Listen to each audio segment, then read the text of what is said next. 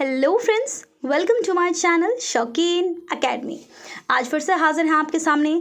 आप लोगों का एग्ज़ाम है अब 29 तारीख को, तो उसके लिए एक रिवीजन वीडियो है ये, learning maths at elementary level. जैसा कि हर बार हर शिफ्ट में से क्वेश्चन देखे जा रहे हैं, तो इसमें मोस्ट इंपॉर्टेंट चीज़ें मैंने इसके अंदर इंक्लूड करी है। ठीक है, तो स्टार्ट करते हैं।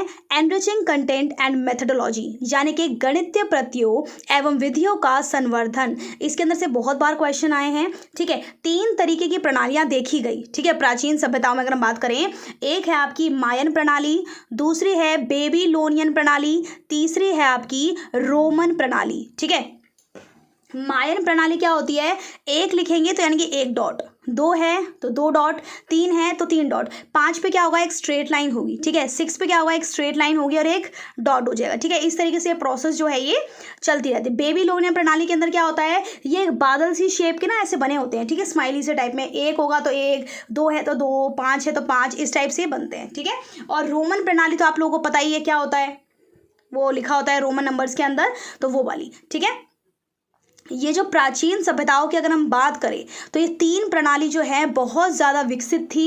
क्लियर है, रोमन प्रणाली तो हम आज भी यूज़ कर रहे हैं, लेकिन पहले कौन सी थी, मायन प्रणाली। आपको इसकी जो है चिन्ह तक दे सकते हैं वो लोग। ठीक है, तो उसको देख के आप कर सकते हो। बात करते हैं अब इसकी संख्याकन प्रणाली को।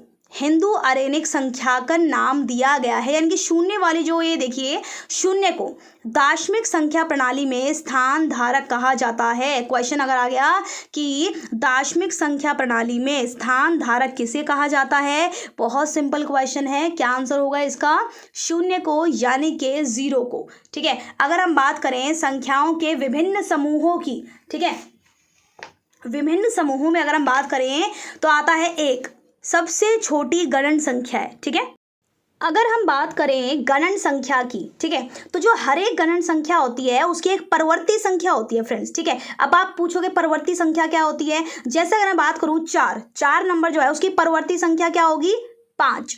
29 परवर्ती संख्या क्या होगी, 30। यानी कि जो भी नंबर है उससे अगला नंबर क्या कहलाता है, उसकी परवर्ती संख्या कहलाता है। क्लियर हो गया आपको।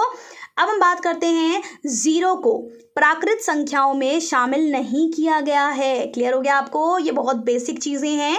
जब हम प्राकृत संख्याओं के समूह में शून्य सम्मिलित करते हैं तो एक नया समूह पूर्ण संख्याएं बनाता है, जिसको हम किससे दर्शाते हैं, W द्वारा दर्शाते हैं। क्लियर हो गया, पूर्ण संख्याओं को हम किस से जो है डिनोट करते हैं, W से। पूर्णांक देखिए, -4, -3, -2, -1, 0, फिर प्लस वाली डिजिट शुरू हो जाती हैं, 1, 2, 3, 4 एंड सो ऑन। ठीक है, बात करते हैं बहुत इंपॉर्टेंट पॉइंट की, कि कोई भी ऐसा पूर्णांक नहीं है जिसे हम सबसे बड़ा पूर्णांक कह सकें, और कोई भी ऐसा छोटा पूर्णांक नहीं है जिसे हम सबसे छोटा पूर्णांक कह सकें। क्लियर हो गया आपको, कि यानी कि कोई भी अगर क्वेश्चन आता है कि कौन सा पूर्णांक सबसे बड़ा है, तो आप लिखोगे कोई नहीं है। क्लियर ना, क्योंकि कोई भी ऐसा पूर्णांक नहीं है जिसको हम कह सकें कि भैया ये सबसे बड़ा पूर्णांक है या ये सबसे छोटा पूर्णांक है। ये जो हमारी गिनती है वो as it is so on चलती रहती है, इसकी कोई अंत नहीं है। क्लियर हो गया, ये सारी की सारी चीज़ें इस वाले के अंदर। आप नंबर सिस्टम आपको अच्छे से करना है, यूनिटरी मेथड अच्छे से करना है, परसेंटेज बहुत अच्छे से करना है। क्लियर है, इन्हीं के ऊपर सारे क्वेश्चन दे रखे हैं कि भाई छोटी क्लास में आप इन सब चीज़ों को कैसे पढ़ाओगे। DSSB की तैयारी है तो आपकी ऑब्वियस है, तीनों सब्जेक्ट आपने अच्छे से कर रखे होंगे, तीनों के तीनों टॉपिक्स को। क्लियर है, अब बात करते हैं शेप्स और स्पैटियल अंडरस्टैंडिंग की। सर्कल, ट्रायंगल, क्वाड्रिलेटरल, इन सभी टॉपिक्स को आपने अच्छे से कर लिया होगा।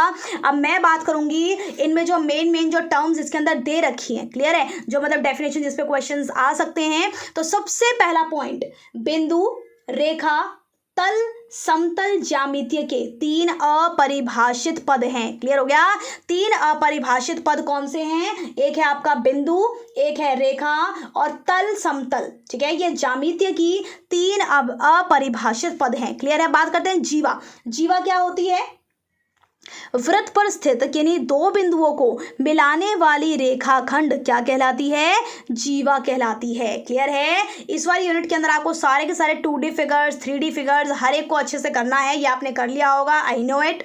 अब बात करते हैं यूनिट नंबर 7 की। इसके अंदर से बहुत सारे क्वेश्चन आते हैं। लंबाई की मानक माप इकाई के रूप में शरीर को प्रयुक्त हम किस तरीके से करेंगे, ठीक है, क्यूबिट। क्यूबिट का मतलब क्या होता है, मध्यम उंगली से कोहनी तक एक हाथ की लंबाई, इसको हम बोलेंगे क्यूबिट। ठीक है, बात करते हैं पेस की। पेस क्या होता है? एक कदम भर लंबाई। ठीक है, याद रखिएगा इन सभी को। फेथम क्या होता है? बाएं हाथ के उंगली के अग्रिम सिरे के दाएं हाथ की उंगली के अग्रिम सिरे तक, ये होता है आपका फेथम। ठीक है, बायां हाथ कौन सा हो गया आपका? उल्टा हाथ हो गया। उल्टे हाथ की उंगली, ठीक है, उसका जो आगे वाला जो सिरा है उससे दाएं हाथ की उंगली के अग्रिम सिरे तक, ये सारे की सारी जो लंबाई होगी क्या कहलाएगी? आपकी फेथम कहलाएगी। अब आता है नेक्स्ट आपका इंच। इंच तो आपको पता ही होगा, अंगूठे के अग्रिम सिरे से प्रथम गांठ तक दूरी। इंच आपको पता ही है, हम बोलते हैं ना 1 इंच छोटा कर दो। ऐड दिखा होगा ना 5 स्टार का आपने, इसको 1 इंच छोटा कर दो, इसको 2 इंच छोटा कर दो, इस टाइप से। ये आपकी लंबाई की मानक इकाइयां हैं जो हमने शरीर से यूज करते हैं। ठीक है, qubit, pace, fathom, inch. Clear हो गया आपको? मीट्रिक व्यवस्था जो एक पद्धति है उसको हम अंतरराष्ट्रीय पद्धति भी कहते हैं। क्लियर है? एसआई में 2 वर्गों की इकाइयों का समावेश है। पहले वर्ग में 7 आधारभूत एसआई इकाइयां हैं। इस वाली वीडियो के अंदर आपको जितनी भी इंपॉर्टेंट पॉइंट्स हो सारे इसके अंदर मिलेंगे मैथ से रिलेटेड। ठीक है आपको? अब बात करते हैं 7 वो आधारभूत इकाइयां हैं कौन कौन सी? लंबाई, द्रव्यमान, समय, ताप, विद्युत आवेश, प्रकाश की तीव्रता और पदार्थ की मात्रा। ये सातों के सातों पॉइंट्स आपको टिप्स पे होने चाहिए फ्रेंड्स। ठीक है, वो इसका सीरियल भी पूछ सकते हैं आपसे, कुछ भी पूछ सकते हैं कि इनमें से 7 आधारभूत इकाइयां कौन कौन सी हैं। इस टाइप से क्वेश्चन बना सकते हैं, क्योंकि नो वाले क्वेश्चन भी बहुत सारे आ रहे हैं, कंफ्यूजन करने वाले क्वेश्चन बहुत सारे आ रहे हैं, तो आपको इस सातों के सातों अच्छे से टिप्स पे होना चाहिए। ठीक है, बात करते हैं मीट्रिक पद्धति का इतिहास। ठीक है, इसका विकास कब हुआ था? फ्रांस में हुआ था। फ्रांस में कब हुआ था? 16वीं और 17वीं शताब्दी में हुआ था। ठीक है, मीट्रिक पद्धति का विकास कब हुआ था? 16वीं 17वीं शताब्दी में फ्रांस में हुआ था। और लायंस फ्रांस के एसटी पॉल चर्च के विकार गैब्रियल नॉटेन मीट्रिक पद्धति के संस्थापक जनक है। ठीक है, नाम आप अच्छे से याद कर लीजिएगा, गैब्रियल याद कर लो, वही बहुत है। उन्होंने 1670 में मापन की दशमलव पद्धति का सुझाव दिया। कब दिया दशमलव पद्धति का सुझाव? 1670 में। ठीक है, मीटर को यूएस में मीटर लिखते हैं। यह नाम ग्रीक शब्द मेट्रॉन से निकलता है। आज भी अलग क्वेश्चन देखा गया था कि करिकुलम में जो क्यूरी जो शब्द है वो कहाँ से निकला है, तो इसको भी अच्छे से कर लीजिएगा। मीटर जो शब्द है वो कौन सा शब्द है? ग्रीक से निकला है, जिसका वर्ड क्या है? मेट्रॉन। क्लियर है? ऐसे ऐसे क्वेश्चंस पूछ रहे हैं, देखने में इजी लगते हैं, लेकिन वहां पर जाके सोचते हैं लैटिन ही होगा, क्योंकि ज्यादातर वर्ड्स कौन से होते हैं? लैटिन से लिए जाते हैं। क्लियर है? मीटर और किलोग्राम के लिए प्लैटिनम का बना हुआ स्थायी मापक तैयार किया गया। क्वेश्चन भी आ सकता है आपके लिए कि जो मीटर और किलोग्राम के लिए जो स्थायी मापक तैयार किया गया था किसका बना था? प्लैटिनम का बना था। क्लियर है? नेक्स्ट पॉइंट आता है हमारे सामने। 10 दिसंबर 1799 को फ्रांस में इन मापकों को एक अधिनियम पारित करके लागू कर दिया गया। अब कौन सा अधिनियम पारित किया गया था? कब पारित किया गया था? 10 दिसंबर 1799 को। ठीक है, फ्रांस में इनको जो है एक अधिनियम पारित करके लागू कर दिया गया। ठीक है फ्रेंड्स, दुनिया के बहुत सारे देशों ने इसे 1950 के दशक में इस सिस्टम को अपना लिया था। कब अपना लिया था? 1950 में। लेकिन ये फ्रांस में कब लागू हो गया था? 10 दिसंबर 1799 को ये फ्रांस के अंदर जो है ये लागू हो चुका था। और पूरी दुनिया के बहुत सारे देशों ने इसे कब अपना लिया था? 1950 में अपना लिया था मीट्रिक पद्धति को। ठीक है, लेकिन कुछ देश अभी भी, जिसमें यूएसए भी है, इसको ने नहीं अपनाया है इसे। ठीक है, मीट्रिक पद्धति में माप और बाट को भारतीय लोकसभा ने कब अपनाया? दिसंबर 1956 में अपनाया, यानी कि दिसंबर 1956 में अपनाया। इसके लिए माप और तोल मानक अधिनियम पारित किया गया और यह 1 अक्टूबर 1958 से हमारे देश में लागू है। ये क्वेश्चन भी आ सकता है, फ्रांस में कब लागू हुआ, पूरी दुनिया के ज़्यादातर देशों में कब लागू हुआ और हमारे देश भारत में कब लागू हुआ है? 1 अक्टूबर 1958 से हमारे देश में ये लागू हो गया है। ठीक है फ्रेंड्स, बात करते हैं अब समय का मापन। समय का मापन यानी कि समय से रिलेटेड जितने भी क्वेश्चंस हैं जो छोटी क्लासेस में हमें पढ़ाने पड़ते हैं, इसलिए ये हमारे लिए बहुत ज़्यादा इंपॉर्टेंट है। जब हम प्राइमरी क्लासेस के जाएंगे यही चीज़ हमें बच्चों को पढ़ानी है। ठीक है, बात करते हैं सूर्य दिवस क्या है? पृथ्वी द्वारा अपने अक्ष पर एक चक्कर पूरा करने के लिए समय को एक सूर्य दिवस समय कहते हैं। क्वेश्चन आ सकता है, सूर्य दिवस समय किसे कहते हैं? तो जो हमारी पृथ्वी है, जब वो अपने अक्ष पर एक चक्कर पूरा कर लेगी, उसके लिए जो समय को हम क्या बोलते हैं? सूर्य दिवस समय कहते हैं। क्लियर हो गया आपको ये सारी चीजें? हमने सूर्य दिवस पढ़ लिया, मीट्रिक पद्धति के क्वेश्चंस पढ़ लिए हैं। अब हम बात करते हैं इसी से रिलेटेड, एक पूर्ण चक्कर की डिग्री माप पद्धति में कितना होता है? 360 डिग्री होता है। कितना होता है? 360 डिग्री एक पूरा चक्कर जब मारेंगे। अब बात करते हैं कितने घंटे कितने सेकंड्स होते हैं इनके अंदर। एक सूर्य दिवस में कितने घंटे होते हैं फ्रेंड्स? 24 घंटे। क्वेश्चन बहुत इंपॉर्टेंट है, रट्टा मार लीजिएगा। एक सूर्य दिवस में 24 घंटे होते हैं। एक घंटे में 60 मिनट, एक मिनट में 60 सेकेंड्स। ये आपको सबको पता होगा। सूर्य वर्ष, पृथ्वी सूर्य की एक परिक्रमा करने में जितना समय लेता है उसे हम बोलते हैं एक सूर्य वर्ष कहते हैं। क्लियर हो गया? एक सूर्य वर्ष 365 1/4 दिन होता है। क्लियर हो गया आपको? सूर्य वर्ष क्या होता है? पृथ्वी जब हमारे सूरज की एक परिक्रमा करने में जितना भी समय लेगी उसको हम बोलेंगे सूर्य वर्ष। क्लियर है आपको? सूर्य दिवस और सूर्य वर्ष दोनों अलग अलग चीजें हैं। क्लियर है? इस प्रकार हर साल 6 घंटे की कमी होती है। कितने घंटे की कमी होती है हर साल? 6 घंटों की कमी होती है, अर्थात 1/4 दिन। अतः वर्षों में एक दिन की कमी हो जाती है।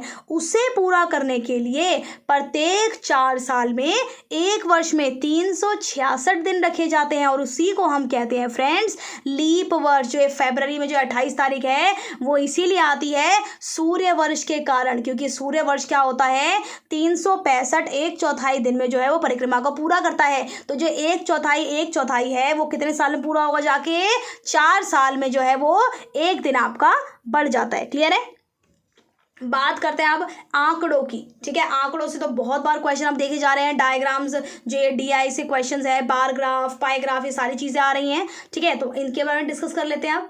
आंकड़े, कुछ आंकड़े जो होते हैं वो सीधे प्राथमिक स्रोतों से लिए जाते हैं। क्लियर है? और जबकि कुछ गौण स्रोतों से, गौण स्रोत कौन कौन से होते हैं आपके? जैसे कि कोई भी आपने जनरल उठा ली, कोई जनगणना से रिलेटेड आपके पास डॉक्यूमेंट्स है उसको उठा लिया। क्लियर है? अब हम बात करते हैं अंक गणित की, यानी कि बीज गणित का प्रारंभ। एलजेब्रा, एलजेब्रा जो है कौन सा शब्द है? अरबिक शब्द है, अल जबार से लिया गया है। किससे लिया गया है? अल जबार से लिया गया है। जैसा गणित की शोध पुस्तक जिसका शीर्षक एल किताब एल मुख्यता अरफी हिसाब एल गबर, क्या नाम है? ठीक है, एल किताब एल मुख्यता अरफी हिसाब एल गबर है, जिसे बगदाद के फारसी गणितज्ञ मोहम्मद इब्न मूसा अल ख्वाबी रज़मी ने 820 AD में लिखा है। क्लियर हो गया? ये नाम थोड़े से टिपिकल है, अरेबिक है ना, तो आप थोड़ा सा इसको ध्यान से देख लीजिएगा कि एलजेब्रा जो शब्द है वो कहाँ से निकला है? अरेबिक से निकला है, अलजबर से लिया गया है। जैसा गणित की शोध पुस्तक जिसका शीर्षक क्या है, ये शीर्षक आप अच्छे से याद कर लीजिएगा। ठीक है, और जिसे बगदाद के पारसी, बगदाद का एक पारसी गणितज्ञ था मोहम्मद, ठीक है, उसने लिया है ये।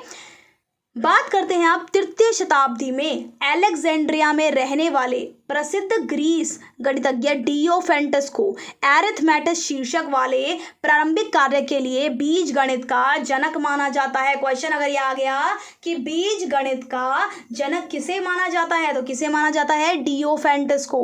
और बच्चे बोलते हैं पता नहीं कौन कौन से नए नए साइकोलॉजिस्ट का नाम निकल निकल के आ रहा है। अगर आप NIOS को ढंग से पढ़ लोगे ना बेटा, उसके अंदर ही आपको इतने सारे साइकोलॉजिस्ट मिल जाएंगे, आप सोचोगे इतने सारे हैं ये। क्लियर है? डीप स्टडी बहुत ज़्यादा ज़रूरी है NIOS की। ठीक है, चर अचर बात करते हैं। चर एक प्रति जिसका कोई निश्चित मान नहीं होता किंतु आवश्यकता अनुसार उसे संख्यात्मक मान दिया जा सकता है। ठीक है, ये आपने चर अचर छोटी छोटी क्लासेस के अंदर पढ़ा होगा। ठीक है, वही चीज़ें हैं ये पूरी की पूरी, क्योंकि आपको बच्चों को ही पढ़ाना है। ठीक है, क्लियर है? लेकिन हम क्या करते हैं, क्वेश्चंस करने के चक्कर में हम सारी चीज़ों को ना निगलेक्ट करते चले जाते हैं कि यार इतनी बेसिक चीज़ों में आती है, लेकिन जब पेपर में ऐसा आसान क्वेश्चन दिए जाता है ना तो हम बड़े कंफ्यूज होते हैं कि यार इसका क्या आंसर होगा। राइट?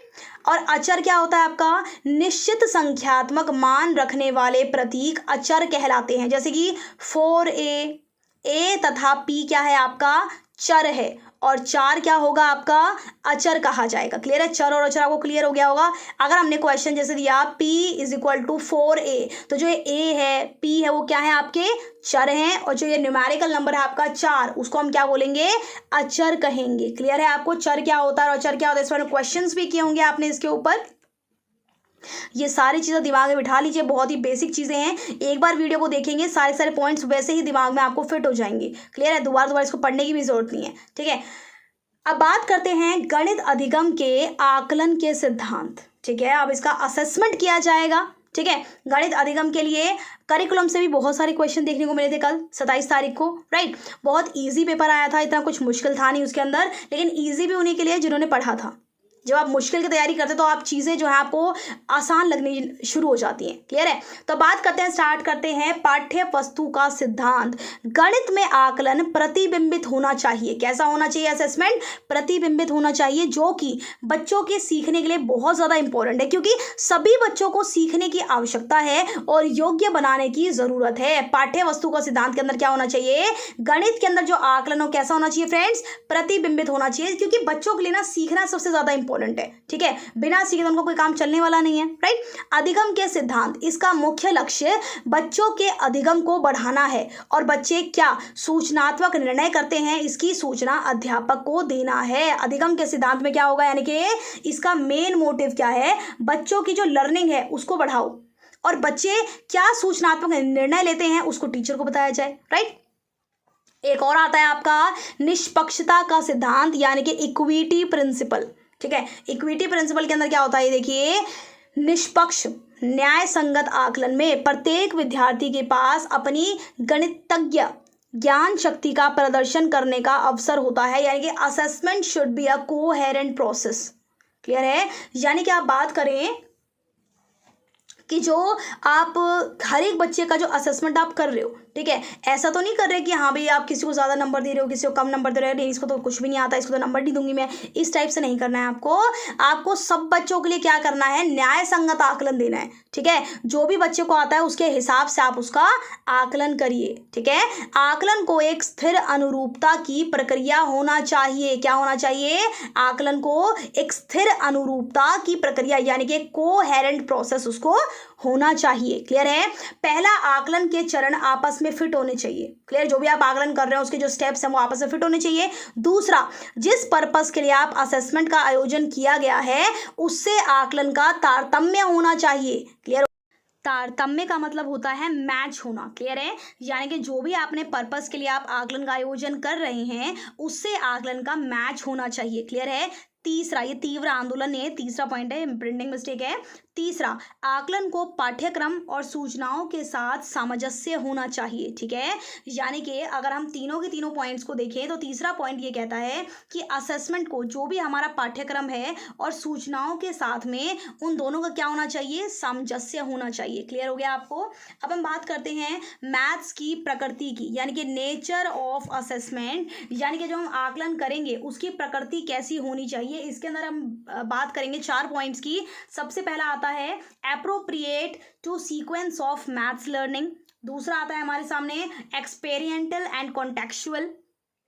तीसरा कॉन्क्रीट टू एब्स्ट्रैक्ट, और आता है नेक्स्ट आपका कॉम्बिनेटोरियल। इन चारों पॉइंट्स को हम डिस्कस करेंगे। सबसे पहला पॉइंट आप डिस्कस करते हैं गणित अधिगम के क्रमबद्धता की उपयुक्तता। इसके अंदर क्या होता है, जैसे मैथ्स करिकुलम लॉजिकल है, सीक्वेंशियल ऑर्डर है, तार्किकता, क्रमबद्धता के नियम को अनुसरण करता है। इन सभी नियमों का अनुसरण करता है, जैसे कि मैथ्स करिकुलम हमारा कैसा है, लॉजिकल भी है, सीक्वेंशियल ऑर्डर में है, तार्किक है, क्रमबद्धता है, इन सभी नियमों का पालन करता है ये। ठीक है, ऐसे ही आकलन प्रक्रिया जो अधिगम की क्रमबद्धता का अनुसरण करती है इस नियम में होनी चाहिए।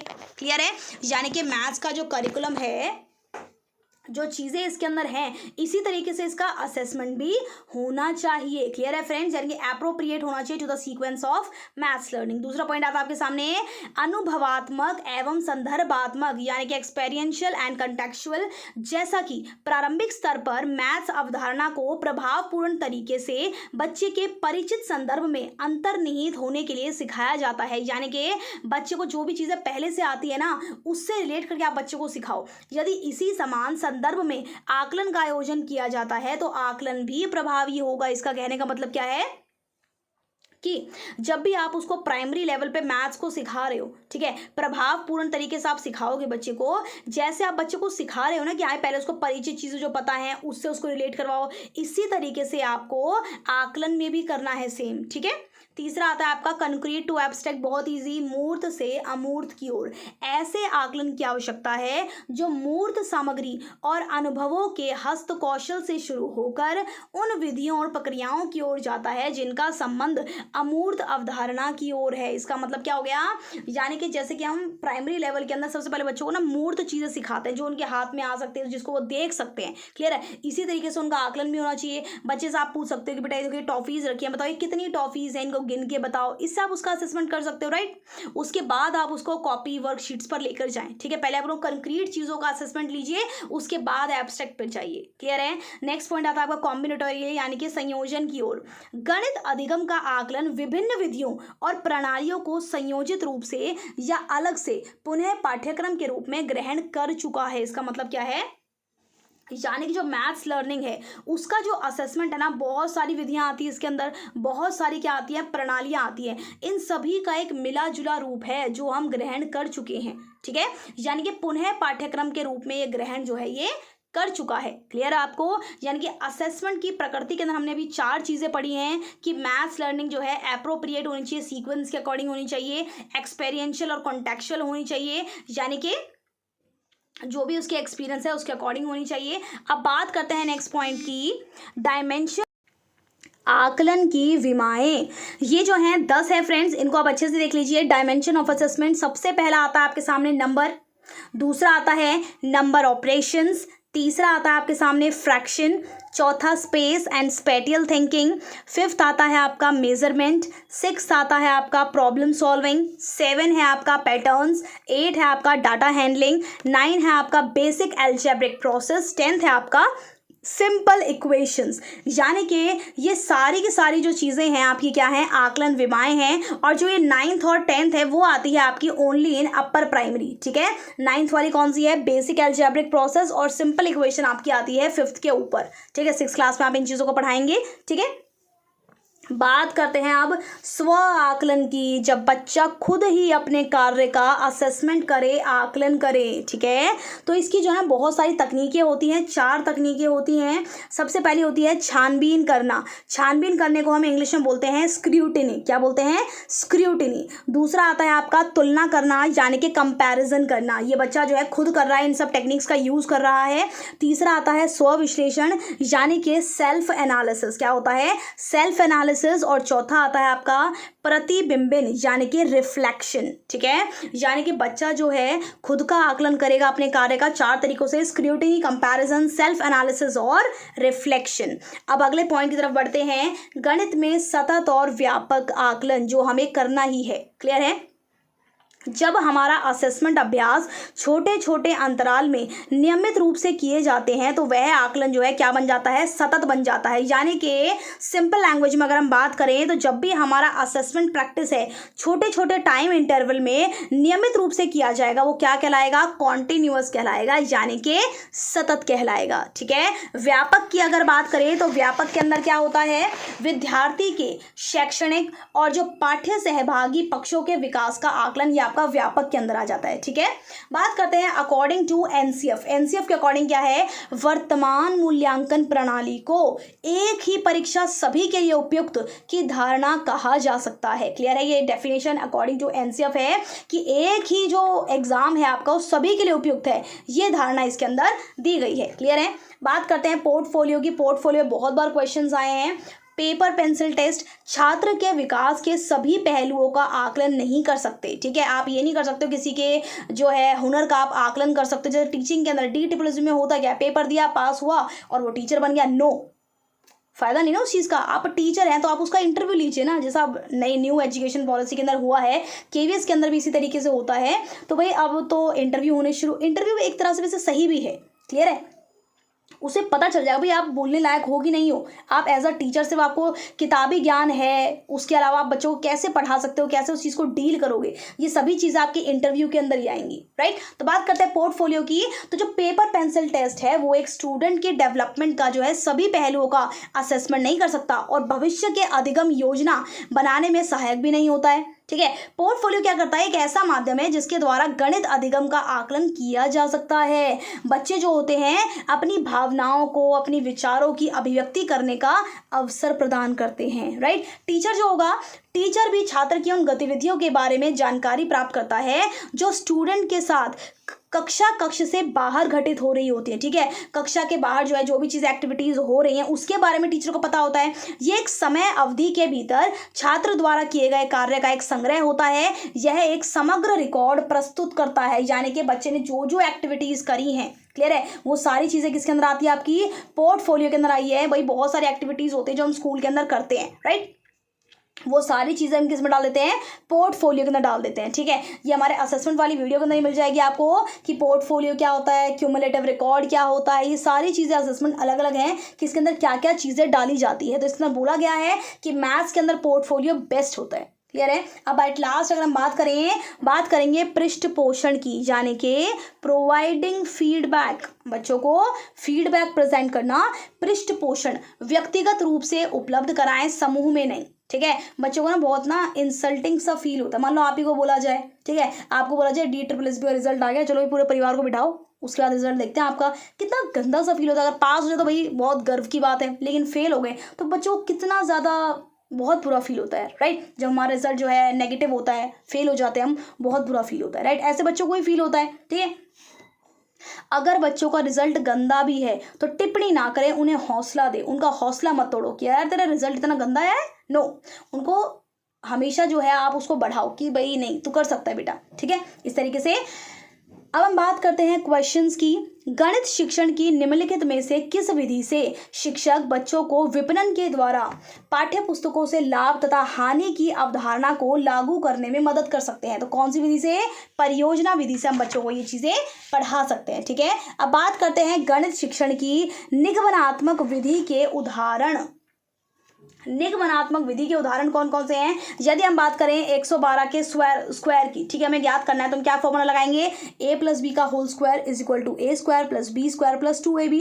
इस विधि का हम यूज कर सकते हैं, राइट। ये हम विधि यूज करते हैं फ्रेंड्स बड़ी क्लासेस के अंदर। छोटी क्लास है 5th क्लास हो तो बच्चों को प्लस माइनस मल्टीप्लिकेशन डिवीजन यही चीज़ें आती हैं। उसके बाद वो थोड़ा थोड़ा सा इन सब की तरफ जो है जाना शुरू करता है, लेकिन पहले तो उसको सब चीज़ें आगमनात्मक विधि से ही हमें करानी होती है, राइट। निगमनात्मक विधि जो है बहुत बाद में यूज करते हैं ताकि बच्चों का जो ब्रेन है उस हिसाब से डेवलप हो जाए, क्लियर है, ताकि वो फॉर्मूले से जो है क्वेश्चंस कर पाए, क्लियर है। अब बात करते हैं गणितीय चिंतन के बारे में कथन, ठीक है। गणितीय चिंतन के बारे में कौन कौन से कथन है। सबसे पहला कथन ये है कि गणितीय चिंतन में समस्या समाधान तथा समस्या निर्माण शामिल है। अगर हम बात करें जो मैथमेटिकल जो थिंकिंग है उसके अंदर दो चीज़ें शामिल होती हैं, एक होती है आपकी प्रॉब्लम सॉल्विंग और एक होता है आपका समस्या निर्माण, ये दो चीज़ें शामिल है, ठीक है। दूसरे बात करते हैं गणितीय चिंतन में सटीक चिंतन होना चाहिए और तार्किक विवेचन कौशल की आवश्यकता होती है। दो चीज़ों की जरूरत होती है, किसकी, एक तो चिंतन जो है आपको सटीक होना चाहिए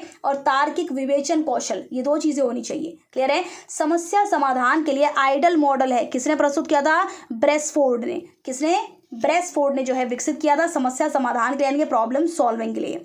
गणितीयकरण को गणित के उच्च लक्ष्यों की संगठित करने के रूप में देखा जा सकता है। इसके अंदर शामिल होता है मानस दर्शन, इष्टतमीकरण और निरूपण, ये तीन चीजें शामिल होती है किसके लिए। अगर आप बात करें, ये बहुत इंपॉर्टेंट लाइन है, इसमें क्वेश्चन भी आ चुका है। गणितीय जो मैथमेटाइजेशन है, अगर हम गणित के उच्च लक्ष्यों को संगठित करें, हमें जैसे जो है हाई-फाई हमें रिजल्ट चाहिए, उसके लिए हमें तीन चीजें चाहिए। कौन कौन सी, मानस दर्शन, दूसरा आता है इष्टतमीकरण और तीसरा आता है आपका निरूपण। ये तीन चीजें हमें बहुत जरूरी हैं, चाहिए, राइट। अब बात करते हैं इंपॉर्टेंट पॉइंट्स की। पहला पॉइंट, गणित के अनुदेशात्मक उद्देश्य कौन कौन से हैं? सबसे पहला पॉइंट आपका बच्चे में सोचने तथा तर्क करने की क्षमता का विकास करना, कि बच्चों को थिंकिंग करने के लिए और तर्क करने की क्षमता का आपको विकास करना ही पड़ेगा, राइट। तीव्रता और सटीकता के साथ उस चीज़ की गणना करना, बहुत बहुत फास्ट करो लेकिन सटीक करो, ये नहीं कि जल्दी करने के चक्कर में उसको गलत कर दो, राइट। फिर बात आता है विभिन्न सिक्कों को समझाना और उसको पहचानना। ये थे आपके गणित के अनुदेशात्मक उद्देश्य, ठीक है। अब बात करते हैं क्वेश्चंस की। एक क्वेश्चन आता है आपके सामने, भिन्न के विषय को समझने के बाद एक स्टूडेंट अपने टीचर से कुछ प्रश्न पूछता है। उपरोक्त कथन 5E अधिगम मॉडल की किस अनुक्रमिक अवस्था को दर्शाता है? हमने 5E मॉडल पढ़ा था वीडियो के अंदर अपनी में, राइट। तो वो कौन सी उसको दिखाता है? विस्तार को दिखाता है। क्लियर है फ्रेंड्स? हमने 5E मॉडल में पिछली वीडियो के अंदर किया था, उसको आपने ध्यान दीजिएगा, दोबारा उस वीडियो को देखिएगा प्लेलिस्ट के अंदर से, और फिर देखिएगा 5E मॉडल क्या होता है। मैथ्स की मैंने 3 वीडियो डाली है इसके अंदर NIOS की, उन तीनों वीडियो का आप अच्छे से कर लीजिएगा। NIOS से एक भी क्वेश्चन आपका नहीं रहेगा, ठीक है। जो भी मेन पॉइंट्स है मैथ्स के मैंने सारी चीज़ इसके अंदर डाल रखी हैं, ठीक है। बात करते हैं दूसरे क्वेश्चन की, दूसरे पॉइंट की, कि गणित के बारे में पूर्व नकारात्मक अनुभव कौन कौन से होते हैं? कई बार क्या होता है मैथ्स के लिए जो है ना बहुत सारी चीज़ें होती हैं, बहुत बच्चों को ना मैथ्स पसंद ही नहीं होता है, नहीं कहते नहीं यार मुझे अच्छा नहीं लगता। क्यों नहीं अच्छा लगता? बहुत सारे पॉइंट्स हो सकते हैं। विद्यालय का अप्रिय वातावरण, बचपन से ही जो है ना उसे विद्यालय का जो है वातावरण अच्छा नहीं लगा होगा। माता पिता या शिक्षकों से प्रोत्साहन की कमी, कईयों के पेरेंट्स होते हैं बेटा वेरी गुड आपने तो बहुत अच्छा किया है, उनके अंदर ना एक ना मोटिवेशन बढ़ती चली जाती है। कुछ के पेरेंट्स क्या होते हैं, तू ना कर सकता भाई कुछ भी, तेरे बस की ना करना, और इसके बच्चे को देख, पप्पू के उसको देख, इसको देख, उसको देख, सबको दिखा देंगे लेकिन अपने बच्चे को नहीं देखेंगे मेरे बच्चे ने क्या किया है, राइट। जो आपका बच्चा कर रहा है ना उसको मोटिवेट करोगे, बेटा तू कर सकता है और तू बहुत अच्छा कर सकता है। क्लियर है? कई बार यही चीज़ें होती है, कमी होती है, जिसकी वजह से बच्चे के अंदर ना मैथ्स के लिए बहुत ही ना हेट की भावना पैदा हो जाती है। क्लियर है? सकारात्मक आदर्श की कमी, ठीक है। पॉजिटिव जो है ये इन्हें मिलते ही नहीं रोल मॉडल्स वगैरह। जाति और लिंग की रूढ़िबद्ध अवधारणा, लड़कों को बहुत अच्छा मैथ्स आता है, लड़कियां मैथ्स में कमजोर होती है, इस तरीके की कुछ धारणाएं होती हैं, राइट। और एक क्वेश्चन था ब्रेन स्टॉर्मिंग की तकनीक किसने विकसित करी है? तो इस क्वेश्चन का आंसर था एलेक्स ऑसबर्न, याद रख लीजिएगा, ठीक है। अब बात करते हैं हम एक पॉइंट की विश्लेषणात्मक विधि की। यदि 2r = 1/m तो साबित कीजिए ZL - 2r Z। ये पूरा क्वेश्चन मैंने आपको दे रखा है, समस्या आपके सामने दे दी मान लो, ठीक है। ये प्रॉब्लम दी। इस समस्या में यदि टीचर स्टूडेंट को उस भाग को हल करने के लिए कहता है जिसे साबित करना जरूरी है तथा दिए गए भाग का पता लगाना जरूरी है तो विद्यार्थी द्वारा विश्लेषणात्मक विधि का उपयोग किया जाएगा। किसका यूज किया जाएगा? विश्लेषणात्मक विधि का यूज किया जाएगा। विश्लेषणात्मक विधि को जो है हम प्रमाण की खोज का साधन मानते हैं। ये प्रणाम नहीं है, किसका है? प्रमाण है, ये प्रमाण, ठीक है। किसी भी चीज का प्रूफ। आप देखिए जो भी हम बड़ी क्लासेस के अंदर जाते हैं हमको इन सभी चीजों को क्या करना पड़ता है? प्रूफ करना पड़ता है, ठीक है। छोटी क्लास में बच्चे क्वेश्चन को सॉल्व कर रहे थे लेकिन अब इन्हीं चीजों को पूरा क्वेश्चन भी है और आंसर भी है, लेकिन आप इसको प्रूफ करो कि आया कैसे, राइट। बात करते हैं इसके लिए गणित शिक्षा के लिए बच्चों के बीच अनुकूल वातावरण बनाने में किस प्रकार के मनोरंजक क्रियाकलाप सहायता करते हैं। बहुत सारे जो है मनोरंजक जो है उनके लिए क्या क्या काम कर सकते हैं। गणित क्लब का संगठन गवर्नमेंट स्कूल में बहुत में बनने लग गए हैं ये मैथ्स क्लब वगैरह। गणित की प्रश्नोत्तरी का हम यूज़ कर सकते हैं। मानसिक अंक गणित पर प्रतियोगिता करवा सकते हैं। क्लियर है? हम ये बहुत सारी चीज़ें कर सकते हैं। इसके अलावा और भी बहुत चीज़ें कर सकते हैं, ब्रेन स्टॉर्मिंग एक्टिविटीज़ वगैरह क्लास के अंदर हम क्विज करवा सकते हैं। से रिलेटेड मैथ्स के लिए जो है छोटी क्लास के अंदर और भी ज़्यादा एक्टिविटीज़ हो सकती हैं। तो आप बहुत सारी एक्टिविटीज़ जो है कर सकते हैं ताकि बच्चे को ना मैथ्स में मज़ा आए, राइट। अब बात करते हैं फेस वैल्यू की। फेस वैल्यू क्या होती है? 2 डिजिट नंबर के अंदर जो यूनिटरी वैल्यू होती है वो सेम होती है अपनी फेस वैल्यू के। क्लियर हो गया? 2 डिजिट के नंबर के अंदर हम बात कर, इसके लिए मैं आपको एक एग्जांपल देती हूँ प्लेस वैल्यू और फेस वैल्यू का। जैसे मान लो हमारे पास नंबर है 789, ठीक है। तो अब ये देखिए 789 अगर हम नंबर देखें तो जो 7 है वो 100 प्लेस पर है, 8 जो है वो आपको कौन से प्लेस पर होगा? 10 प्लेस पर होगा, और जो 9 होगा वो कौन से प्लेस पर होगा? यूनिट प्लेस पर होगा, ठीक है। तो ये हो गया उसकी प्लेस वैल्यू। फेस वैल्यू क्या होता है? 7 की फेस वैल्यू 7 रहेगी, 8 की फेस वैल्यू 8 ही रहेगी और 9 की फेस वैल्यू क्या रहेगी? 9 ही रहेगी, ठीक है।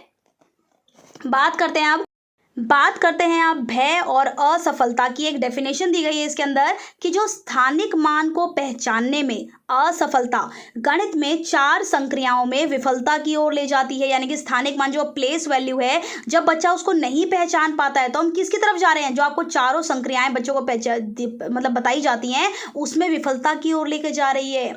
दिया गया कथन गणित के शिक्षण और अधिगम की निम्नलिखित में से किस समस्या को दर्शाती है? किसको दर्शाती है? भय और असफलता को दर्शाती है। जब बच्चे से बोला जाता है कि बच्चे बताओ इसकी प्लेस वैल्यू क्या है, इसकी फेस वैल्यू क्या है, बच्चा डर जाता है, बच्चे को लगता है कि मुझे आता ही नहीं है सब चीजें करना, राइट। बात करते हैं नेक्स्ट पॉइंट की। गणन संख्या 1 का कोई पूर्ववर्ती नहीं होता, क्योंकि वस्तुओं की गिनती हमेशा 1 से शुरू होती है और 1 सबसे छोटी गणन संख्या है, इसीलिए उसका कोई भी पूर्ववर्ती नहीं होता है। ठीक है फ्रेंड्स, आपको समझ में आ गया? बिल्कुल क्लियर हो गया। बात करते हैं use of mathematics lab and library facilitate the product based learning. Question अगर आ गया कि प्रोडक्ट बेस्ड लर्निंग किससे वो हो सकता है, तो हम क्या यूज कर सकते हैं प्रोडक्ट बेस्ड लर्निंग के लिए? मैथमेटिक्स लैब यूज कर सकते हैं और लाइब्रेरीज यूज कर सकते हैं। किसके लिए? प्रोडक्ट बेस्ड लर्निंग के लिए। ठीक है, बात करते हैं 10 अंकों की। 0 1 2 3 4 5 6 7 8 9 पर आधारित संख्याएं मूलतः भारतीयों द्वारा अभिकल्पित की गई थी। किसके द्वारा? भारतीयों द्वारा। अगर क्वेश्चन आता है कि जो 10 अंक जो है आधारित संख्याएं हैं वो किसके द्वारा अभिकल्पित की गई थी? तो भारतीयों द्वारा अभिकल्पित ये की गई थी। ठीक है, बात करते हैं इसकी पूर्णांकों की। पूर्णांक में गुणन के गुण क्या क्या हैं? तो सबसे पहला गुण है इसका गुणन क्रम विनियमय होता है। कैसा होता है? विनियमय होता है। दूसरा पॉइंट आता है गुणन जो है वो कैसा होता है? संवृत्त होता है। तीसरा, गुणन योग पर वितरित होता है। क्लियर है? ये आपकी जो है पूर्णांक के जो है गुणन के गुण बता रखे हैं। ठीक है, जो भी आप ये पूर्णांक इंटीजर्स वगैरह को पढ़ते हो उन सबके गुण बता रखे हैं, आपको अच्छे से याद होने चाहिए। बात करते हैं नेक्स्ट क्वेश्चन की। गणित में किस तरह की समस्या के लिए विश्लेषण और संश्लेषण विधि लागू की जाती है? कौन सी के लिए? यदि और तब वाली समस्याओं के लिए। कौन सी के लिए? यदि और तब वाली समस्याओं के लिए। बात करते हैं अब संश्लेषणात्मक विधि की। तो संश्लेषणात्मक विधि समस्या का प्रमाण प्रदान करती है। जो भी आप समस्या आप सॉल्व कर रहे हो उसका प्रमाण कौन बताएगी? संश्लेषणात्मक विधि बताएगी। ठीक है, नेक्स्ट पॉइंट की अगर हम बात करते हैं संवृत्तता का गुण क्या होता है? 2 प्राकृतिक और पूर्ण संख्याओं का योग एक पूर्ण संख्या ही होगी, ये दिया गया है। ये कथन पूर्ण संख्याओं में योग के संवृत्तता का नियम बताती है। क्लियर हो गया? संवृत्तता का नियम क्या होता है कि जो 2 हमारे जो नेचुरल इंटीजर्स होते हैं उसका योग एक पूर्ण संख्या ही होगी। क्लियर है? बात करते हैं लघुत्तम समावर्त्य की। पारस्परिक संख्याओं में आने वाले प्रत्येक अभाज्य गुणनखंड की अधिकतम संख्या का गुणनफल लघुत्तम समावर्त्य ही होगा।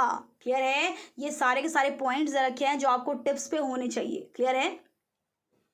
बात करते हैं हम नेक्स्ट की डाटा वगैरह की, क्योंकि डाटा से बहुत सारे क्वेश्चंस आ रहे हैं। अरेज डाटा के बारे में बात करते हैं। If the data containing few distinct values is arranged in ascending order or descending order, then that data is known as arrayed data। Clear हो गया? यानी कि जो भी डाटा है या तो वो हमें असेंडिंग ऑर्डर में दिया जाएगा या फिर डिसेंडिंग ऑर्डर में दिया जाएगा, वो कहलाएगा हमारा अरेड डाटा। क्लियर है? अज्ञात का वह मान जो रैखिक समीकरण को एक सत्य कथन बनाता है उसे हम बोलते हैं समीकरण का हल या समीकरण का मूल कहा जाता है। यानी किसी भी चीज़ की अगर हमें वैल्यू निकालनी है, क्लियर है, तो हम जो भी ये रेखीय समीकरण को यूज करते हैं एक सत्य कथन बनाता है, उसी को हम क्या बोलते हैं? समीकरण का हल या समीकरण का मूल कहा जाता है। क्लियर है? बात करते हैं त्रिभुजों के, जो आपने देखी होगी कि प्रॉपर्टीज होती है, ऐसे रूल, ऐसे रूल, इस टाइप से बहुत सारे रूल्स होते हैं इसके ये। तो इसमें बात करते हैं यदि एक त्रिभुज की 2 भुजाएं दूसरे त्रिभुज की संगत भुजाओं के सर्वांग सम है तो उनके बीच सम्मिलित कोण सर्वांग सम है, तो दोनों त्रिभुज जो होंगे वो क्या होंगे? सर्वांग सम होंगे। यानी कि ऐसे रूल है, सिंपल सी यूज में। हिंदी वालों को थोड़ा सा बहुत ज़्यादा टिपिकल हिंदी यूज करते हैं लोग यार, पढ़ते पढ़ते मुझे ऐसा तो संस्कृत सी में घुस गए हम, है ना। तो ये बात कर रहे हैं सिर्फ और सिर्फ सिंपल किसकी, SAS रूल की, ठीक है, साइड साइड एंगल की। बात करते हैं हम नेक्स्ट की, if we have to find the place value of any digit present at the tenth place of a number, then by which number we have to multiply the digit, answer is 10, ठीक है। अगर हमें find करना है किसी की place value को, किसी भी डिजिट का प्रेजेंट है वो किसके ऊपर, 10th प्लेस पर, तो हम किससे मल्टीप्लाई करेंगे उसको, 10 से मल्टीप्लाई करेंगे, ठीक है फ्रेंड्स। बहुत इजी क्वेश्चन है, बच्चा ही बता सकता है इसको तो, ठीक है। ये सारे के सारे पॉइंट्स आप अच्छे से कर लीजिए, ठीक है। एक और क्वेश्चन आता है हमारे सामने, how many lines of symmetry does a rectangle have, तो आंसर इज 2, ठीक है। यानी कि सिमेट्री की कितनी लाइन्स है रेक्टेंगल के अंदर, 2 लाइन्स है। बात करते हैं बेसिक एक्सियम्स ऑफ ज्योमेट्री, इन्हीं में से हर बार क्वेश्चंस आ रहे हैं, ठीक है। ये हमें जो है बहुत सारे पॉइंट्स बता रखे हैं, बेसिक एक्सियम्स बता रखे हैं बहुत सारे, ये आप अच्छे से याद कर लीजिए, ठीक है। एक है हमारा सबसे पहला, every line and plane is a set of points, ये मैंने हिंदी में नहीं दिया है इसीलिए क्योंकि हिंदी में ना बहुत ज़्यादा मुश्किल था ये, ठीक है। इसको आप इंग्लिश वाले भी आराम से कर सकते हैं और हिंदी वाले भी बहुत आराम से कर सकते हैं, ठीक है। क्योंकि मैथ्स जो है ना बेसिकली सब लोग ना इंग्लिश में ही ज़्यादा करते हैं, राइट। हिंदी में मैथ्स करना ना बहुत टफ हो जाता है, क्लियर है। मुझे तो आज तक नहीं आया इतना मैथ्स हिंदी में करना, सब चीज़ें इंग्लिश में ही करते हैं हम नॉर्मली। तो बात करते हैं every line and plane is a set of points. दूसरा point, through one point innumerable lines can be drawn, यानी कि एक पॉइंट से हम बहुत सारी लाइंस जो हैं खींच सकते हैं, क्लियर है।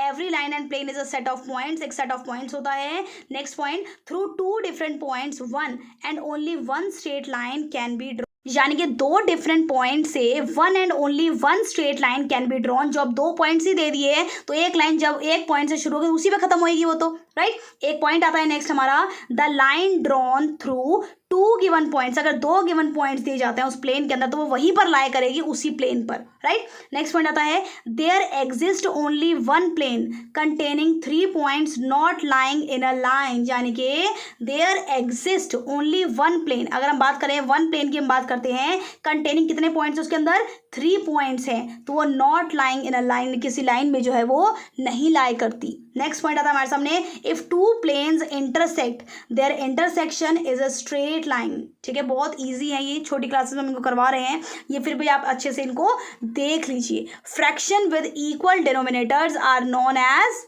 लाइक फ्रैक्शंस, बहुत ही सिंपल चीज़ें इसके अंदर दे रखी हैं ताकि आप बच्चों को प्राइमरी लेवल पे जाके यही सब चीज़ें आप उनको अच्छे से पढ़ा सकें, ठीक है।